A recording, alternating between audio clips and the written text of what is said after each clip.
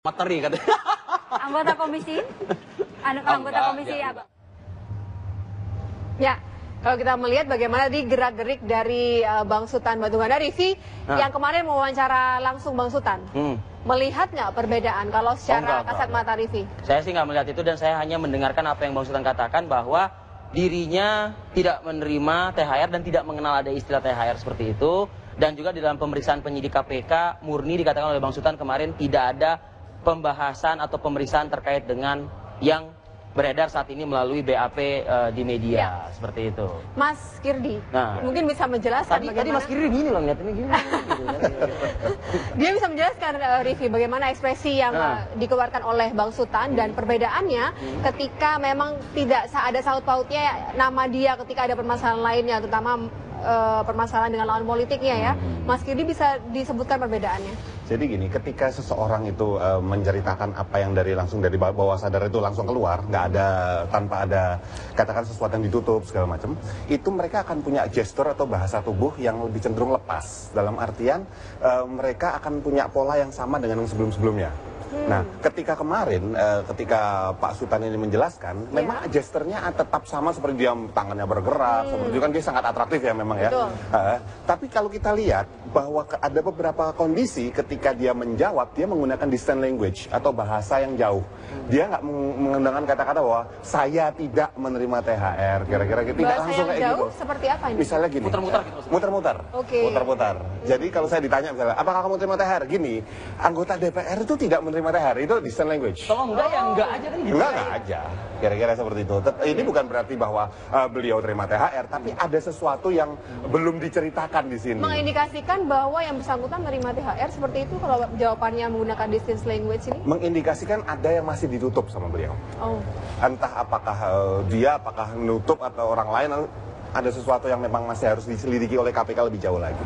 Tapi kan Bang Sutan juga kalau misalnya diwawancarai oleh wartawan ya memang seperti inilah ekspresinya begitu kan, tangan bermain, wajahnya juga mimik wajah segala macam gitu. Ketika kita bicara mimik wajah, gestur tubuh, kita nggak bisa menghilangkan koneksinya dengan penggunaan kata-kata yang dipakai. Jadi ketika kata-kata yang dipakai itu membuat dia merasa nyaman, dia akan tetap seperti itu. Tetapi begitu pertanyaannya tidak membuat dia nyaman, atau misalnya kata-kata yang diucapkan harus misalnya ditanya, nggak Anda ini nggak, misalnya ya, ditanya sama teman-teman wartawan, maka kita baru bisa melihat perbedaan gesturnya. Jadi kalau dikejar lebih jauh, baru ada beberapa perubahan yang bisa kita perhatikan. Dan Mas juga, Kirdi, kalau dari mimik wajah sendiri, bisa nggak sih kita secara kasat mata membedakan ketika orang tersebut berbohong atau tidak? Ada alatnya nggak yang Mas Kirdi bertanya? Sebetulnya kalau kita lihat, kita perhatikan, kalau misalnya dibantu kamera mungkin ya, kamera juga. Jadi kalau kita melihat ketika seseorang bicara, berkomunikasi, sebetulnya arah gerak mata itu bisa menunjukkan bahwa apakah dia punya kecenderungan sedang menutup sesuatu, misalnya arah matanya ke arah sini, arah kanan atas, berarti kanan atas dari dia, itu dia sedang mereka sesuatu, belum tentu pasti bohong. Tapi kalau pertanyaannya tepat, kita bisa menggali apakah kecenderungan orang ini sedang menutupi sebuah fakta atau tidak. Kalau pertanyaannya tepat. Dan kalau misalnya matanya ke arah kiri atas seperti ini, kiri atas dari orang tersebut, maka dia punya kecenderungan untuk menggali informasi yang memang sudah ada di memorinya. Nah, tetapi pertanyaan-pertanyaan yang diajukan juga ada pertanyaan yang kita sebut sebagai chunk down, itu lebih dalam. Teknik elisitasi atau menggali di kedalaman. Nggak bisa kalau ditanya misalnya nama lengkap siapa, dia tidak akan bergerak, matanya akan tetap lurus ke depan. Ini satu. Nah, juga kemudian ada beberapa ekspresi wajah yang bisa kita baca, kita lihat apakah misalnya ekspresi ini tidak suka atau tidak suka gitu ya. Dan ini hanya terjadi selama sekian milidetik, bahkan mikrodetik. Ya. Ini ketika orang sinis, tersenyum sinis, cynical smile. Ini orang ketika terkejut. Jadi ketika orang misalnya dituduh ya, seseorang dituduh, misalnya contoh ditembak. Ini benar-benar pure, tidak tahu sama sekali seperti ini ya, terkejut ataupun surprise. Iya, surprise. Jadi misalnya seorang lagi santai gitu ditanya sama teman-teman reporter, kemudian ditanya, jadi beneran ada yang pakai ya, ada yang ngambil ya, misalnya seperti itu. Atau mungkin di persidangan tipikor gitu, dijatuhi hukuman 18 tahun penjara, tok. Biasa aja, flat aja, nggak yang begitu gitu kan. Iya, itu kalau misalnya ketika si pengacara misalnya sudah ngasih tahu bahwa ini kena nih kira-kira sekian, dia sudah tahu terlebih dulu sehingga wajahnya bisa nggak kaget. Tapi kalau misalnya contoh nih, pengacara ngasih tahu bahwa enggak, kamu paling kena 4 tahun atau 2 tahun gitu ya, ternyata kena 12 tahun, deng gitu. Berbeda. Iya, itu kita bisa lihat perbedaan. Lanjut Mas Irdi. Nah, Kemudian ini kemarahan ketika seseorang dituduh, dan itu tidak benar, ekspresi sekian milidetik yang terjadi harusnya seperti ini. Yaitu ekspresi marah. Ya. Ekspresi marah yaitu bibir agak sedikit menipis dan kemudian ini ketarik ke tengah. Nah, ekspresi ini tidak terlihat di Sultan kemarin.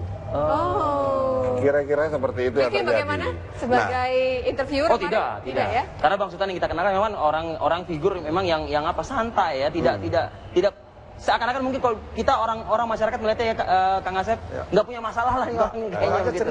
Ceria aja begitu. Apalagi Mas Giri? Nah, ini menarik ya. Ketika seseorang oh, ini ya, apa namanya ini? Jidat, ada garis ya. Iya, ini hampir sama seperti ekspresi takut. Terkejut. Tetapi kalau terkejut, garisnya ini ke atas dan bibir mulut ini ke bawah, terbuka. Kalau fear, dia akan tertarik ke samping. Dia akan tertarik ke samping. Nah, ada beberapa tokoh yang ketika mereka memang marah, termasuk Pak Sultan juga. Kalau kita perhatikan dari misalnya contohnya di Indonesia Lawyers Club. Ketika dia marah terlihat sekali. Dia akan mengerut dan kemudian bibir dia akan menipis dan dia akan begini dan gerak badannya akan terlihat, sangat terlihat. Nah, kemarin ketika diskusi seperti itu tidak terlihat tanda-tanda kemarahan. Loh, kalau nggak marah, kan ini kan tuduhan buat dia nih, ya. Tuduhan buat dia. Respon awal yang sangat mungkin terjadi melihat dari baseline atau melihat dari pola sebelumnya adalah anger. Ini kenapa beda nih? Kenapa ada perbedaan? Saya nggak berhak bilang beliau bohong apa tidak, tetapi saya cuma melihat polanya. Ini ada beda pattern nih, beda pola di sini. Kenapa? Ini kan pertanyaannya kenapanya di situ. Kembali lagi tadi yang analisa Mas Kiri di awal bahwa ada sesuatu yang belum diungkapkan gitu. Ya, betul. Nanti Kang Asep juga berbicara, tadi sih Kang Asep. Ini yang jago-jago mancing-mancing agar diungkapkan nih biasanya. Iya kan, hakim tuh biasanya tuh paling jago. Kang Asep dulu lah. Mas Kiri, nggak kedip-kedip loh dia. Nggak kedip, yang kedip kacamatanya kedip. Jadi disimpan dulu apa yang tadi diambil hikmahnya dari apa yang disampaikan oleh Sultan Batu Gana. Kita sekarang ke Kang Asep. Kang Asep, Sultan tadi dalam judulnya dan pernyataannya memang dia juga mempertanyakan itu, keaslian dari BAP tersebut. Tapi ya saya yakin kalau semua media sudah menayangkan ini ya dalam pemberitaan, baik itu cetak maupun elektronik, ya siapa tahu atau jangan-jangan mungkin juga media sudah melihat juga fisiknya seperti itu. Apa sih ini dari analisa Kang Asep? Sebelum saya jawab, menarik. Saya selalu kutip pendapatnya Pak Sultan kan. Barang itu masuk. Sekarang masuk tuh barang. Apa itu artinya? Saya suka mengatakan barang itu masuk kan. Nah, sekarang masuk bener-bener barang ini. Nah, karena belum masuk. Saya kan masih saksi. Sekarang sepengamat hukum kan. Masih saksi. Oh, nggak bisa. Kalau setengah hukum saya berani mengatakan silahkan. Mudah-mudahan beliau gerak mimik tubuh saya dibaca salah atau benar. Gini ya. Hukum itu adalah siapa, berbuat apa, parameternya alat bukti. Alat bukti itu mengukur lokus delikti, tempat dan kejadian. Kasus ini kan menarik gitu kan. Ada orang ngirim uang 700, 300, 400. Ada yang nerima tertangkap tangan. Ada yang tertangkap juga di ruang kantor yang menentukan juga berhubungan SDM dan SKK Migas. Ada orang juga yang menerima kan. Ya, ada orang juga yang diserahkan. Itu bulannya, lokus deliktinya, tempat dan waktunya bersamaan kan antara bulan Ramadan dan Lebaran. Dan itu semua pernyataan dari saling berkaitan. Uangnya bahkan kalau baca lagi beberapa media waktu itu dan hari ini juga ada media menyebut berkaitan uang dolarnya kan. Iya, nomor serinya mirip, ada keterkejutan. Jadi kalau secara hukum peristiwa ini lokus delikti ini satu sama lain saling keterkaitan di mana orang-orang ini beri pernyataan. Silakan orang beri pernyataan menyangkal. Penyangkalan itu hanya berarti menjadi bukti bagi dirinya, tapi tidak berarti secara hukum. Tapi kemarin di sini dikatakan oleh Bang Sultan, tidak ada tuh pertanyaan soal THR, soal apa. Ya itu mah gak ada masalah, bahwa THR tidak akan ditanyakan. Alangkah gobloknya, bodohnya kalau penyidik nanyain THR. Ya, masalahnya bukan di THR, bukan di pemberian, tapi sejauh mana penerimaan suap atau gratifikasi. Tapi kan pernyataan itu keluar dari Rudy Rubiandini, Kang Asep. Iya, kan di persidangan Rubiandini mengatakan ada uang minta dikasihkan oleh DPR yang disebut namanya TY, komisi gini kan. THR kan di komisi itu tidak sendiri kan. Apalagi dia menyatakan ini tidak hanya saat ini, dulu juga. Dan kita tahu Rubiandini ini kan sebelumnya juga pejabat tinggi di kantor SKK Migas kan. Berarti tahu sebelum-sebelumnya pejabat. Rangkaian kejadian ini berarti membuktikan adanya uang mengalir. Nah, cuma ini kewajiban KPK, siapa saja yang menerima uang itu. Soal orang-orang yang tuduh menerima sekarang menyangkal, silakan aja. Dulu juga orang mah, alangkah Ya kalau misalkan saya tuduh, Sep kamu membunuh, memerkosa. Iya betul, gila aja Sep jawaban gitu kan. Pasti akan mengatakan, enggak. Kalau sudah nanti di kerangkeng baru, bapak ini loh. Baik, iya sumuhun gitu, paling gitu. Tapi ya belum tentu masuk barang itu. Nah, maka saya bilang, tapi sekali lagi, saya menggunakan istilah beliau, kalau lihat dari kacamata hukum, lihat rangkaian peristiwa, masuk gitu bukti, barang udah masuk.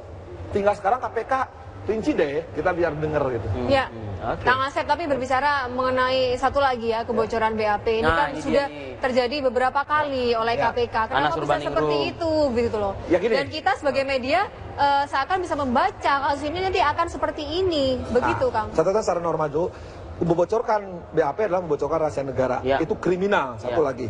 Tapi di lain pihak, mungkin bagi media, bagi pengamat, itu penting. Data-data yang memang saya bilang nggak ada masalah toh. Karena BAP itu bukan bukti bagi hukum. Artinya itu BAP baru jadi bukti hukum, baru jadi dakwaan. Ya, tapi kan sekarang ini kan masyarakat kan sangat cinta dengan namanya lembaga KPK. Ya janganlah, mungkin ini KPK juga bisa koreksi internal juga ya, gitu. Kalau bisa bocor kan jangan BAP bocor dulu, seperindikan sampai ketuanya diadili.